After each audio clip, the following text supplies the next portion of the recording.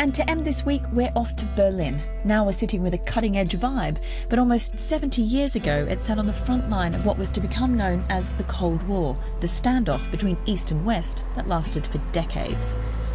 The city's iconic Tempelhof airport played a key role in keeping the city alive, and even though it's now closed, the locals are fiercely protective over it, but perhaps now for different reasons, as Ben Zand found out. When it comes to aviation history, there are certain airport names that resonate far beyond their location.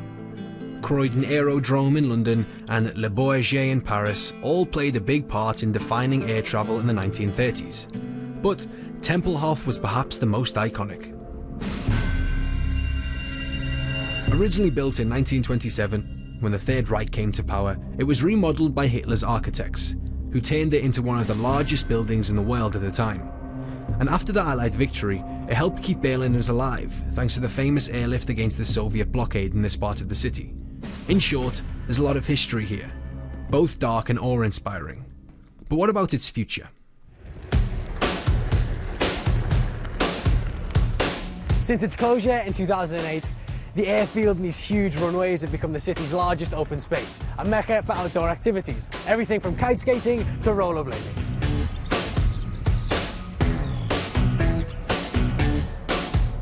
It may be an abandoned airport, but this place is located right in the centre of the German capital with over 3.4 million people, making it one of the most sought-after locations in the whole of Berlin. Its colossal hangars that curve out over 1,000 metres are now host to international conferences, trade shows, world-class music events and festivals. I like it because it's being outdoors in a city.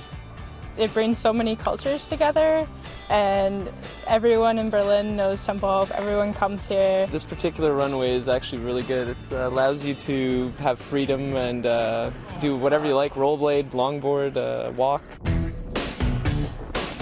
The airfield here at Tempelhof is clearly unbelievable and something I've never seen before in my life. But what's more interesting about this place is its incredible history. There are more than 9,000 rooms to be explored. These buildings are very beautiful, but they're also very official and big. That's right, monumental. And this is, again, a typical sign not only of Nazi architecture, but also of dictatorship. So it's power, this is all about power. It's suppressing or at least influencing people. This is the entrance door into the film bunker. What they did here was storing air photographs. And these air photographs, well, if you look at it closely, this was just spying material. So how do tourists usually react when they come here? Oh, most of them are really amazed. They don't expect a place like this here at all. Famous as the lifeline for West Berlin during the Cold War, the airport remains an extremely valuable symbol of freedom to many Berliners. As a prime real estate, the airport has been under threat from city planners and politicians keen to turn it into a housing and commercial space. But in May this year, after months of battling over its future, the community triumphed with over 180,000 votes to keep the impressive spaces of Tempelhof the way they are. The conservation law brought in means the site will be developed with direct community involvement, but there are restrictions on what can be done here and new buildings are out of the question. Alexander Noskovsky voted in the referendum to keep Tempelhof as it is, along with his friends. He now runs kite skating classes on the site.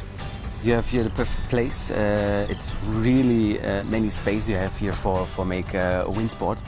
Yeah, more and more people come here and check it out, see the kites in the air and say, wow, it's really cool, I like to do it also.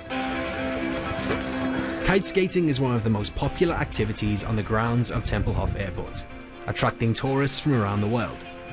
And on such an open runway with as little chance of a collision as possible, I just had to give it a go.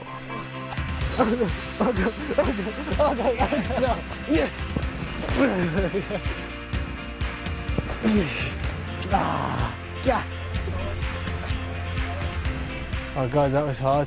You enjoy? You are a much more talented man than I thought you were.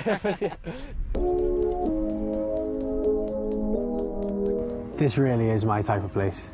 Outdoor craziness set in a location that sums up Berlin's history and its passion for freedom. And what makes it even nicer is that it was saved by the Berliners themselves.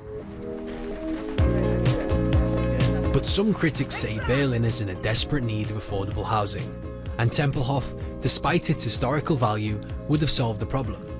But either way, the site belongs to the people of Berlin, for now.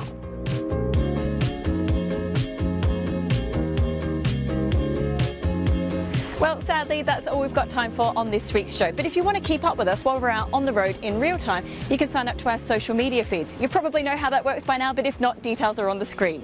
Coming up next week. Rajan heads off on a voyage of discovery to Myanmar, where he finds the people resilient, the history fascinating, and the scenery truly spectacular. What an experience. Wow, it's actually quite an overcast grey day, but you come here and it's like it's brilliant sunshine because the reflection of the gold is just dazzling. So do join us then if you can. But for now, from me, Crystal Larwood, and the rest of the Travel Show team here in Sicily, it's arrivederci.